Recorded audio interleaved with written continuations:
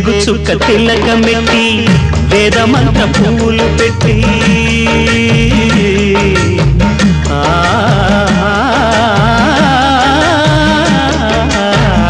వేగు చుక్క తిలకమెట్టి వేదమంత్ర పువ్వులు పెట్టి పాదసేవ చేసుకునే వేడ దాటిపోయనని ప్రశ్న వేయకుంటే మంచిదే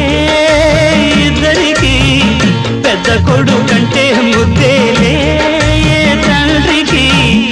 అందుకనే గుండె నీ గురుపీఠమైనది